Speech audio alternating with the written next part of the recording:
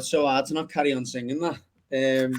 Welcome to Across the Path podcast. We'll have to work on that. We certainly have to work on that red bit in the top left-hand corner. Surprise, surprise for our subscribers, for our followers. As you've heard from the intro, it's an Everton show. It's now an Everton podcast. I want to allow Millsy to explain everything. Yeah, I can hear everyone switching off already, all the Reds, and I can hear the Blues cheering. And if you've got it on in the office, you might have to turn it off a few of the speakers as well. So yeah, it's an announcement from us. We after a lot of deliberation, and I'll allow Millsy to explain it. We've decided to become an Everton podcast. Mills, do you want to talk about the situation? Yeah, because I'm on our social media a lot, and I think the Reds who we had on the podcast and will always be some part of the podcast have just got very different working commitments to us, and Gary won't mind me saying this, he's got a second baby on the way.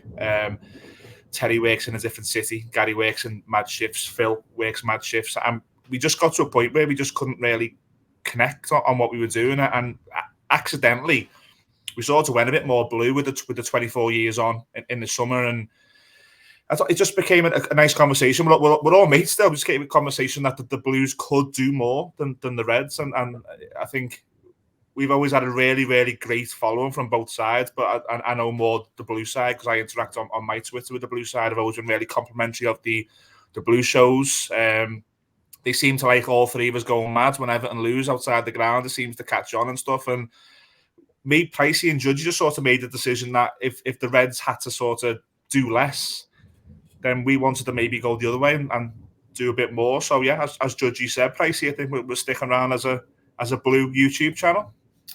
Yeah, it's disappointing to lose the Reds, but exciting as well. Exciting to do a Blue only one. I think we can bring more Blue content, do stuff that we've had ideas for in the past that we perhaps haven't been able to do. But yeah, it's there's a Reds out there who probably, as you say, are switching off and as we speak and don't want to do it, and that's a shame, because if you've enjoyed the podcast, I hope you're not too disappointed in that. But as you say, I think the majority of the listeners tend to be Blue anyway. And it was either a case of jib it all off completely or continue as a Blue podcast. And between the three of us, I think we're quite happy to carry on, and we want to carry on. And as you say, bring more Blue content. So it made sense just to carry on as a three. I think that's a big point, to be fair, that I'm going to make, and you've obviously made very good points there anyway. But we can't do a Blue and Red podcast with no Reds. And so that was ultimately that was the main cusp of the decision. Like Millsy said, we were either going to have to fold as a podcast altogether or decide to go forwards as Blues. And yeah, look, the Reds were disappointed as well. That they were 50-50. We started this podcast between us, Blues and Reds, and it's been like that throughout the time. Like Millsy said, there's been occasions when it's been a lot more Blue because we've just had more opportunities to get content out there, and we felt that balance was shifting a little bit too much to one side, and again that was mainly impacted by the fact that the Reds were not able to find the time and to be able to give to the podcast, and that's not fair to the listeners. And I think any of our long-time followers, subscribers will probably be able to say that the content or lack of it that we've had over the last few months has been by far as little as they've heard from us since we've started. So we don't want to get to that point, and we didn't want it to get any further down the line. So here we are. That's the narrative for now. We're happy to take any questions over to the now. If anyone's got any ideas that as we always say, feedback, please let us know. Any of the Reds who just want to slate us for being a Red podcast, Blue podcast, then go for it. Now's your time. But yeah, we'll be looking at, as the lads have said, we'll be looking at different content, different ideas. We'll obviously have to look at that logo because it's got red on it. And yeah, we'll be thinking about that different ways that we go forwards. We all want to get back to recording some face-to-face live content as well outside of our homes. Really looking forward to that. Looking forward to continuing the instant match reactions, hopefully in a local boozer by the grounds, which is something that the Reds have never been able to match. So again, I think it's a chance, hopefully, for us to kick on. Yeah, I agree 100%. Couldn't have said it better. It's sad because we'll always be, our roots will always be similar to Everton, who started at Anfield, didn't he? And the roots will always be back to that red colour in Everton's history. And similar to us, we started as a podcast which was all about banter and debate and not being too serious. And we tried to do that between both sets of fans, because I know all three of us probably agree on this, that it's probably got a little bit too serious at times between Everton and Liverpool. So we tried to be sort of, it is just fun. Football is the most important of the most unimportant things in life. But I think it's a good time for us to carry on, because the Blues have a divide, the fan base is divided there. And I think it's a good way for us to show that, yeah, we've got opinions, but at the end of the day, we want to have banter, we want to have debate. And if we disagree, we put our arm around each other and have a pint and we log off or we walk home. And that's what this podcast was, and it will always be. Absolutely. So, anyway,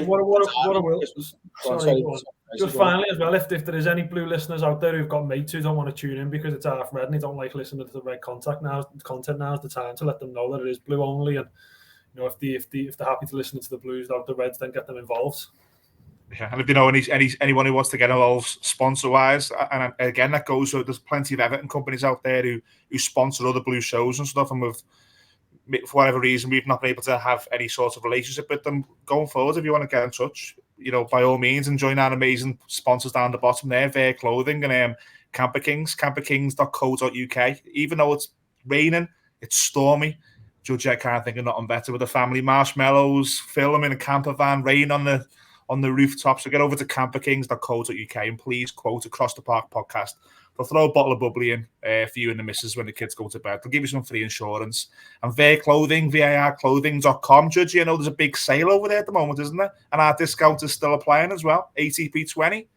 Yeah, ATP 20 gets you 20% off, and there's a load of reductions over there. So, yeah, you've got a good chance to pick up to refresh your wardrobe. So get across to there, yeah. So what do we do now? There's no Reds to argue with. Should we just cause an argument amongst ourselves?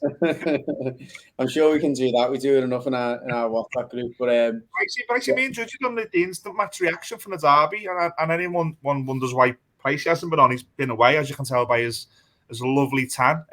You were watching the match over in wherever you were abroad. What was it like? First of all, was there plenty of Blues, and then secondly, how did you think the game went? I watched it with two Chelsea fans who hated Liverpool, so it worked out all right in the end. They were big Cockney fellas who just despise Liverpool as much as you do. So it was great. But the match itself, I mean, I've seen a bit of the instant match from you, saying how proud you were of the team and stuff like that, and the performance. And I think I agreed. Although we thought we played particularly well, the game plan worked well. I thought the players, the commitment from the players was spot on, and it was like a completely different. I mean, we got beat by them last season 4-1 or whatever, 4-0, whatever it was, and it was a completely different side, completely different atmosphere in the stadium. And I thought we were unlucky. Both teams had chances, but I thought we were unlucky not to get the win, especially with that Morpay chance in the second half. Yeah. And obviously the offside goal, which I called it before VAR come out. I did think it was offside before, and I don't think there's any disputes. I've seen certain angles on social media and stuff where they've tried to make it look like we're onside, but I think he was offside. But it was great to see Conor Cody so made up at scoring for Everton, being so buzzing. That was a big, massive bonus for me. And then the main talking point for me is that I thought Van Dijk was 100% to sending off. I thought it was an absolute diabolical challenge. I watched Match of the Day, and when I got home, first thing I done was put Match of the Day on to rewatch it, and see Ed Shearer say it was an amber card, and it was I was a yellow card and all this type of thing, and if there was such a thing as an amber, for me it was 100% a red card. I didn't catch what you said on the instant match about that because I was away and I didn't watch the full thing. But did you just comment on that on the instant match? What was the? No, we didn't. No, we were proud, weren't we, of actually giving Liverpool a game in the specifics. But yeah, I've seen it back, Judge, and I think stone wall red like Pricey. Yeah, we didn't comment on it immediately after the game because it's one of them, and like I said to Millsy before we come on, like we were nothing but proud of the performance of, like you said, of the effort, the application, and the polar opposite to what we've seen at times last season. So we wanted to focus on that. We want to focus on the fact that we're disappointed to some extent to have not come out with 3 points, rather than coming across as bitter of we should have had a goal to the offside, we should have had this, why hasn't he got sent off? I don't think it was a time for bitterness for me. Yeah. You know, I thought it was a very good derby in general. I thought both teams had a real go at trying to win the game. I think it was one of them where both teams will have felt aggrieved to have not won the game. Look, Van Dijk's challenge is a bad challenge. I think it's not the worst red, or it's not the worst tackle I've ever seen. I think, it's one-footed and whatever, studs, but from where he contacts with his shin, and I've heard a few people say, and this is the main one for me, it's a leg breaker. If it is, because it's at that height where his shin pad maybe sometimes, depending on who the player is, ends, and a bit more weight behind that, he's breaking his leg. No Could doubt. have really is, yeah. Could have really. I said what's happening. He's standing still. It doesn't matter if you're stood still, and like obviously our legs, our bones, they're fairly strong and whatever. But if you're trying to snap a piece of wood with your foot, you don't take a run up and jump at it, do you? You stand there and stamp down on it, and that's what he was doing. He was stamping down on the leg, and it's a bit of a shocker for me now. The main thing is everyone who's talked about it, regardless of what they thought, has said if he gives a red card, VAR don't even look at it. So doesn't that say it's a red card? That's what in our WhatsApp group. We've got a big mad WhatsApp group with Reds and Blues, and a few of the Reds were obviously, and I might be the same. You don't know until it's your team, and a few of the Reds were saying, "Oh no, it wasn't," and if you watch it in real time, it looks even worse in real time. The ball had gone. The ball wasn't at Onana's foot. It had gone. He played the ball, and then, like you said, that between shin and ankle gets trod on by someone who's probably about 16.5 stone of muscle. It's got to be a red card, and it's not the only VAR decision you've seen this week. You've seen the one at Chelsea, which was ridiculous. How the West Ham got ruled out, and we've had Mark Halsey on the podcast before. Me and Terry spoke to Mark Halsey, and he made a great point. And I think I've referred to this in the past. Until you get the circle of mates stopping looking after each other on VAR, you're not going to get it. It's not the technology; it's the people behind it making the decisions. Until you change that, and Mark Halsey had a great point in that podcast when he was on. He said he's retired. He and a fellow English referee should turn up at a studio in London and be given a game abroad at 15 minutes notice, and the same. The Italian referees at 15 minutes notice, the retired ones, should be given the EPL games, and there's no loyalty then. They're looking at it with they can't take care of the mate. If your mate's having a bad time, if Marina's having a bad time, then Mike Dean's going to have his back. He's not going to give him a third game in a row. And it opens the door up, and I'm not that bitter to say it's corrupt, but it opens your mind to thinking, is there a part of this that actually can be corrupt? I think corrupt's probably the wrong. I think probably mates helping them each other out might be more of a case than corrupt and trying to angle it so certain teams win and certain teams don't. And I like the idea of ex-referees, but also ex-footy players who know the game, know how the game plays, know if a foul's if you've played the game before, not that you can't know if you haven't played the game, but if you've played the game before, you go in for the tackle, you sort of know if someone's trying to get the ball or not.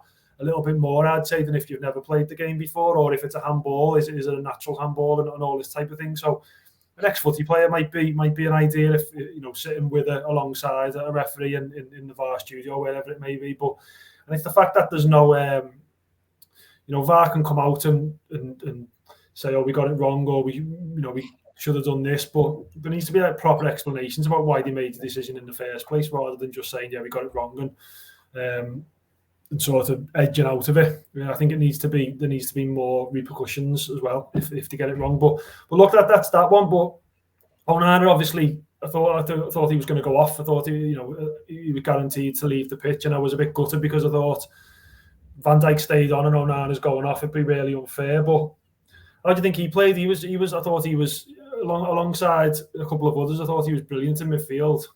I thought Onana was outstanding. I think it's remarkable how quickly he settled into the league. We got loads of people saying when he first come over that there'll be comparisons with Fellaini because of his stature and whatever. And the first thing I thought when that was said is, God, remember how long it took Fellaini to settle in, and he looked like a fish out of water for at least 6 months. But wow, it couldn't have been any more different. Now it's still early days. He could have a stinker, for a few games now, but he really seems to have took to the pace of the Premier League like a duck to water, and he has. He's nowhere. He's not a Fellaini. No, but I just think I seen the same stuff, but I'm just saying now, looking at it now, he's not worried. I don't think people were suggesting that he's like that in terms of the style of play. I think it was just the fact that his effectiveness, do you know what I mean, in terms of, because he's so big and whatever, he can be effective in both boxes. However, no, he isn't a Fellaini. He's way more athletic. He's very clever tactically. He can't put his weight behind the tackle, which, you know, we've seen a few times when he's flying into people, but his timing most of the time is impeccable. Now, having said that, he seems nailed on for the yellow cards every week, but it's good to see a midfielder who knows how to get a yellow card, but then to stay disciplined for the rest of the game and still be physical. And the difference he's made to that midfield in terms of his presence, you look at it now and you think, wow, you know, Guy in there, Onana in there, Iwobi's a different type of presence because he just buzzes about all over the place. But suddenly you've got a midfield 2 or 3 there that cover every blade of grass, but complement each other as well. Well, it's a good chance to bring a question in from Twitter. Someone on Liam contacted on Twitter. So Liam, thanks for your message. It's a hypothetical question for you lads. When all players are fit and they're all available in a big game, so I imagine a big game is maybe a derby game, or, you know, a game Everton have to win in a cup game or whatever. Are you looking at Garner, Iwobi, and Onana with James Garner, Alan, Decore, and Tom Davies on the bench? I mean, that to me, that straight away we're really strong there. But what would your midfield 3 be going forward? That's from Liam on Twitter. Mine would be those 3. It would be Garner, Onana, and Iwobi. They all offer something different. Obviously, Garner, we all know how he plays. We know what he brings to the team in terms of breaking play up and keeping it simple. Onana looks like a box-to-box. Judgy said about how he's good in the tackle, how he's athletic. But what impressed me was his calmness on the ball as well. I think there was more pace chance when it come out to him, and instead of just booting it up off their corner, instead of just booting up, he got hold of it, had a look, and started the counter attack off. And then Iwobi's been like a new signing since the back end of last season and the start of this season. I think he's one of the first names on the team sheet now for me, with just how good he's played. I think if we'd have signed him in last January and he'd have played like he has between January now, we'd be saying how good Iwobi is and what a great player he is. So, and he is when he's playing like this. He's really calm on the ball. He's energetic and he's getting in people's faces when he has to. So those 3 would be my midfield. I think they complement each other really, really well. I think Onana's an upgrade on Decore. I think we'd hope Decore, and look, he's only played a few games, so I can't say that he's going to be, you never know what's going to happen. Decore was great when he first came, but I think he looks like an upgrade on Decore. Garner's an upgrade on Alan. We know, as I say, we know what Garner's done, and as I say, Iwobi, you'd have thought it, but they'd be me 3. But then you've got, as you say, Alan and Decore on the bench, which is good enough in there for where we are at the moment. Putting them players on the bench, and even Tom Davies, I think, has had a few good games, and if he can keep his standard up and even improve under Lampard, then that's a good 6 for me. I think what's interesting now is that he can pretty much play any formation he wants when everyone's fit. You know, you look at when Calvert-Lewin's back, you could play 2 up front. Do you know what I mean? You could play 4 in midfield and a diamond, because, you know, you name those 3 midfielders, put Joe Garner as a 10 then, and you've got a really strong diamond that like, with the profile of players who should play in the diamonds, the players who can get up and down the pitch. You've got fullbacks who can get forward. You've got a number 10 who's naturally creative, who can pass, who can, you know, he's got a little bit more flair about him. And you've got 2 out-and-out forwards. If you want to play 3-4-3 and have 2 flat midfielders, you maybe have Garner and Onana, or you'd have Iwobi and Garner. Do you know what I mean? So there's loads of solutions there now, and opportunities for Lampard. And to his credit, we have pretty much seen every type of setup since he's been there. He's played 3 at the back, he's played 4 at the back, he's played 2 in midfield, 3 in midfield. He has tried to get the best out of every player, and I think that's how we have seen the best of Iwobi. Iwobi played in 3 or 4 different positions under Lampard before he put him into centre mid, and you know that was a difficult time to do it. So by rotating the squad and also by making some shrewd signings, he's now got the opportunity to, you know, go horses for courses and go, we'll play certain players in certain games. We can play certain players in certain positions in certain games as well. And it's been a while since we've had those types of options. We've had a lot of players who can play one position in one type of formation, in one system, when we're deep or when we're high up the pitch, and nothing else. Whereas now you've got way more versatility in the squad. And I think the listeners or Liam's point of our best 3, they probably are our best 3. We haven't seen anything of Joe Garner right now, but I think as the season goes on, we'll probably change our minds depending on who we're playing and what formation we're playing. There's loads of options there. Another message from Darren O'Day on Twitter. I'll try and break this down. I'll try and say what I think he means, Darren. If I'm wrong, by all means, come and tell me. He's put a question for the lads. With the great team spirit around the club and with the fans and team all together at the moment, the question is, when the inevitable bad run comes, do you now think the board will stick with this manager? Now, what I read between the lines, I think what he means is last season, the moment Rafa had a bad spell, he was gone. But historically, Koeman and Silva got the bullet, didn't they, as soon as they had a bad run? I think now the fans of the team are more connected. Do you think when that bad run does come, that'll stand in Lampard's favour? I'd like to think so. I mean, I'm saying this like tapping every piece of wood I can get my hands on and thinking about where we were last season. I can't see how it can get worse than it did last season. And, he come through, he brought an awful squad and so many problems that he was dealing with towards the end of that season and managed to scrape through. I think if he's come through that adversity and even the toxicity of the crowd, not necessarily when he took over, but before he came in, I think there's I think he's earned his stripes from that side of it. I think he deserves the chance now to kind of, bed his players in to have a good run at it. So, I mean, you don't know, do you? Football's so fickle. I mean, we're looking at Tuchel getting sacked today after he's made 5 or 6 signings, which, it's ours at whatever team you're in. He won the Champions League the season before last. You never really know, do you? No one's ever safe. However, I think he's got more currency, Lampard, than any manager I've known us to have in quite a while. Thinking back, it's probably David Moyes or Martinez to a certain extent after he had a good season. Is the last manager I can remember who had as much currency as Lampard's got right now. Definitely, I agree. I think the internal review or whatever it was that they do, which we haven't had the outcome of. I don't know whether they'll ever publish the outcome of what they've done, like marking their own bad decisions, if you like. But that internal review seemed to bring up, the Thelwell's come in and they seem to have got more of a structure to the signings we made in the last window.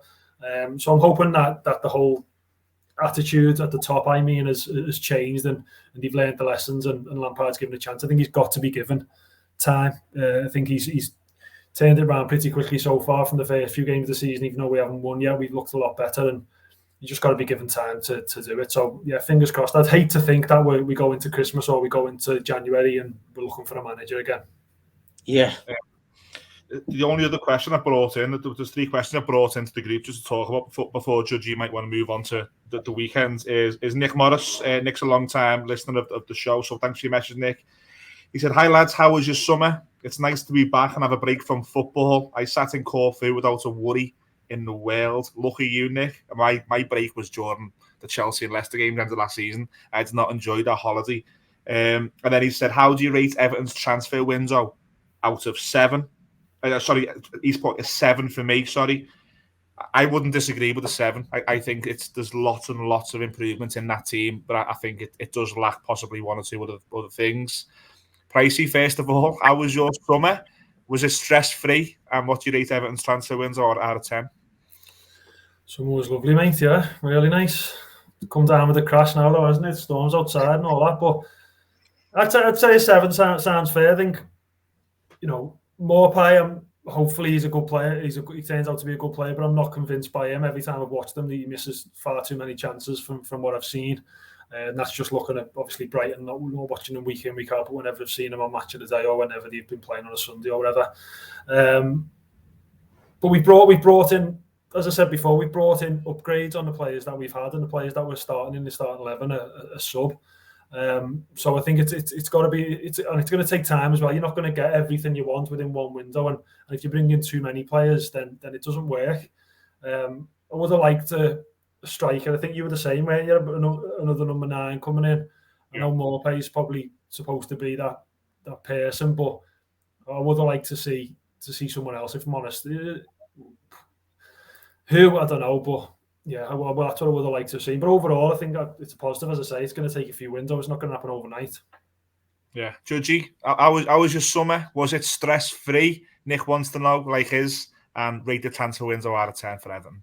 Yeah, I certainly can't say that my summer wasn't stress-free. I spent a lot of time away from the country and away from Everton. So yeah, it was definitely stress-free.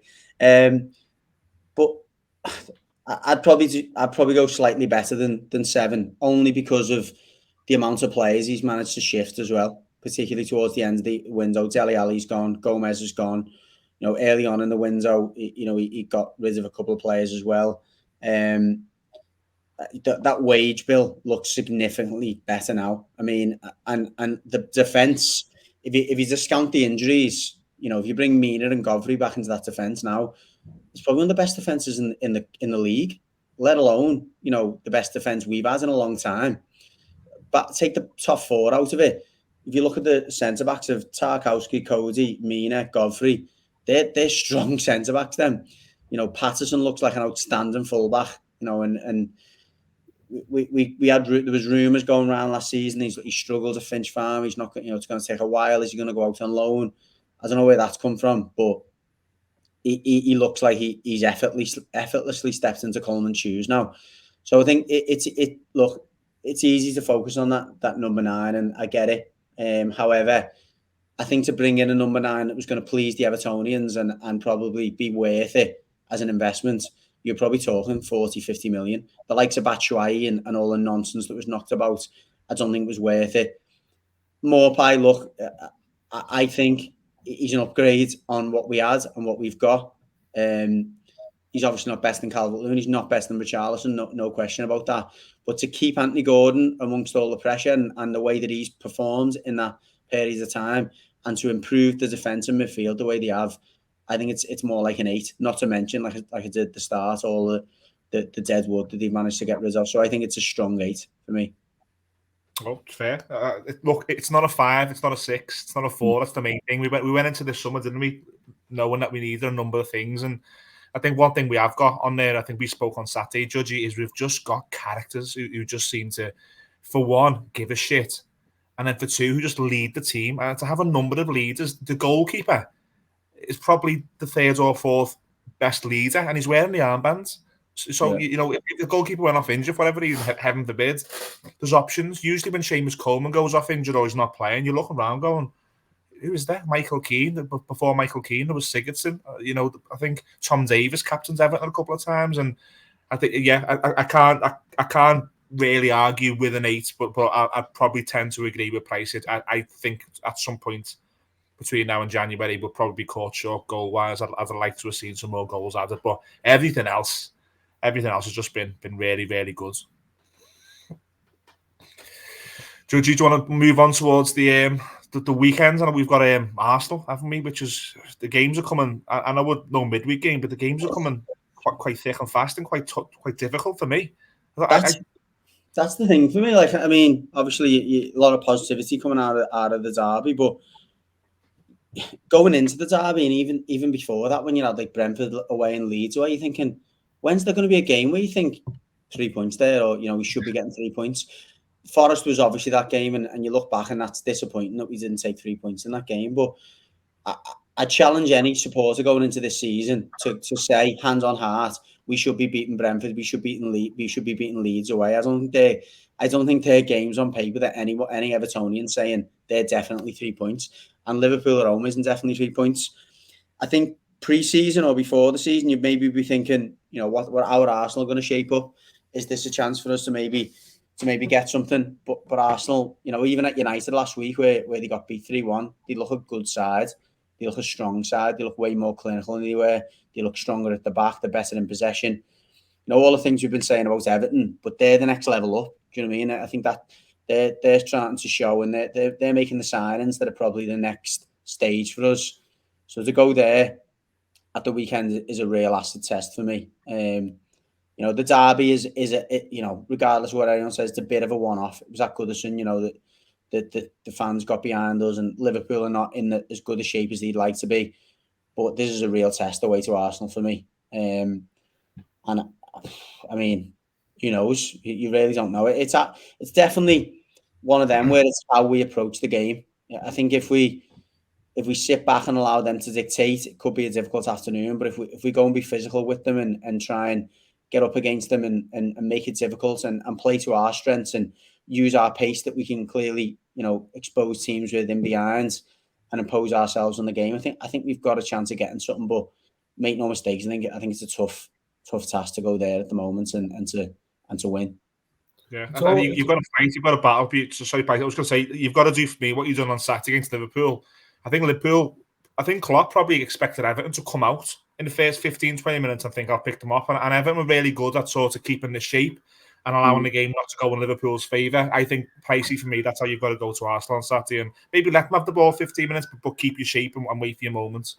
Exactly that. Man United's couple of goals they scored in the second half were counter-attack type goals. So, and that's how we played against Liverpool. That's how we were set up. So for me, it's just going and setting up with that same type of game plan. I mean, I'm just looking at Arsenal, the top of the league, and you've had a good start to the season, but they beat Palace, Leicester, who have been terrible this season, Bournemouth, Fulham, and Villa.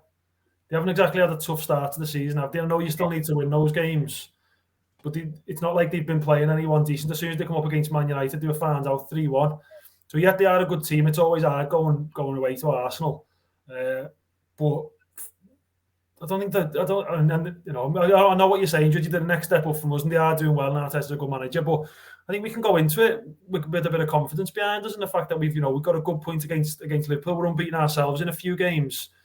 Why don't we go in with the same game plan? Fancy ourselves to beat them.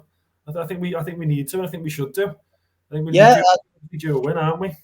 Yeah, well, that's it. Yeah, we are due a win, and you'd like to think, as you're suggesting, a bit of momentum from the derby and maybe a bit of negative momentum from them coming out of the United game with their first defeat, and like you said, probably the first significant test for them. Maybe that's going to be interesting to see how that impacts them. One thing that's been said of Arsenal in the past and even the Arteta team last season was they're a little bit soft. They've got a bit of a soft underbelly, and we can hopefully test that. And that's the thing I said to a lot of the Blues after the derby. This Everton team doesn't look soft anymore. There's a lot of leaders in there, and it's got that feel to it that even if maybe things aren't going well, that we can maybe turn games around. Even Onana, we've spoke about him already, so I won't go on too much. Looks like a leader. He's grabbing people constantly. He's trying to change the tempo of the game on the ball, off the ball. Tarkowski and Coady have a big impact on that as well. So, yeah, you can definitely make a case, no doubt about it. I'm not saying that we're going there and it's let's roll the dice. You can definitely make a case for us taking something from it, but I think it's a different proposition to what we've had so far. Brentford and Leeds are like a little bit 100 mile an hour. They play at a high tempo and whatever, and you kind of know what you're going to expect or know what you're getting from them. Liverpool, same. Arsenal are a bit more calculated in their approach, and it'll be interesting to see how our more physical team kind of combat that. Yeah, I can't argue with either of you. It's going to be a good game. I think it'll be a good game to watch.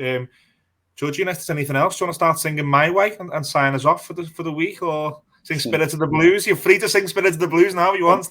No one's going to say not. Still got to do a prediction now, haven't we? Yeah, I'll go 2-2. I fancy us. I'm going to go 2-1 for Everton. I feel like I should go for us to win. I do agree with Millsy though. Unfortunately, I think it might be another draw, but again, I don't think it's a bad draw. I'll go 1-1. Yeah, it won't be a bad draw coming away with the draw at Arsenal, even though we haven't won one so far this season. A draw's fine, isn't it? You got to put in perspective. That was it for me though, and I don't want to leave the episode like that, but it's like, the longer it goes on not winning, it stops becoming unbeaten, doesn't it? Or do you know what I mean? And hard as a beat, and more like, are they going to win? Any chance? But no, we are due a win, and hopefully it'll come there. But I'm going to go for 1-1 with the heads ruling it.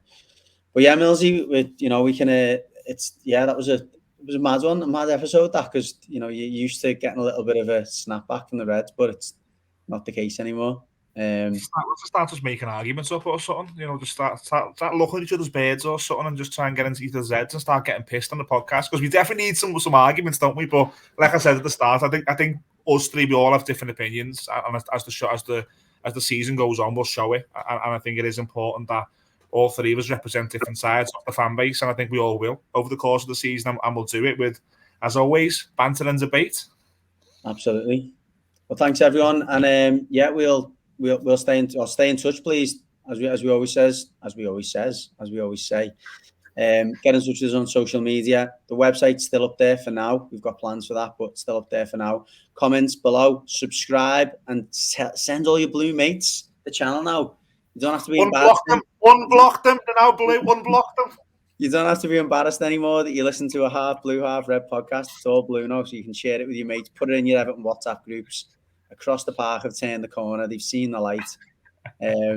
No, seriously, please subscribe. It does help. Gives us a bit of an ego boost every now and again, and it helps us trying to get sponsors as well, that people actually want to listen to us every now and again. Georgie, before you go, sorry, we had a great fun day, didn't we, down at Derry on Sunday? Do you want to just let everyone know what we did? And I think there's a Christmas event coming up on the 17th of December as well.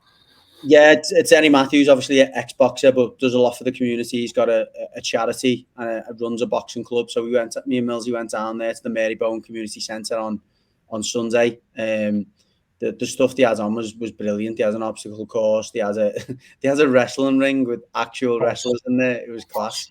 And like full-on actors who were doing, putting a proper show on. There was an ice cream van just giving out, sweets and drinks and that to the kids for free. Me and Millsy put on like a little soccer AM style comp for the kids, which was very tough with an absolute stinking hangover. Getting balls volleys at you or trying to demo a top bin. But no, the kids were class, to be fair. It was brilliant. Really good atmosphere down there. Loads of familiar faces. It was great to see some people I hadn't seen since my school days down there as well. But above all else, they can give loads more money for the charity, and the kids had a great day. It was a really good day for them. So thanks a lot to Derry and the team down there, and we're glad we can help out. But as Millsy said, the planning an event for Christmas, which will be like, something along the lines of trying to give less fortunate children as good a day as possible, get some presents given out and stuff. So we'll let you know when that comes up. Hopefully, you can dig deep and support, but we'll be down there helping out anyway. I was going to say, to watch Judgy, I think Judgy must have got in quite early that Sunday morning after a few too many beers, and he must have done about 50 one-on-ones with the kids. I was just watching. I can't play football for toffee, so I just sat back and watched it. It was absolutely hilarious. Well, yeah, it was one of the challenges was like a 1v1 against me, and I made the challenge up. Why I didn't decide to change that one, I don't know, but some of the kids were decent as well, so I was getting turned inside out with a hangover. It was. And we give the winner got a £50 Everton voucher as well. It was brilliant. It's all worthwhile. I think Steve, one of the guys who helped out, he got a nice message on the Monday from a family who just said that they hadn't been able to do much that summer, but now that the kids have had that, they'll go back to school and say they've done something. So I think that's the aim for Christmas as well. So we at the podcast will certainly help out with that going forward. Definitely. Yeah. And that's all, folks. Again, we'll catch you all next week. Thanks for tuning in.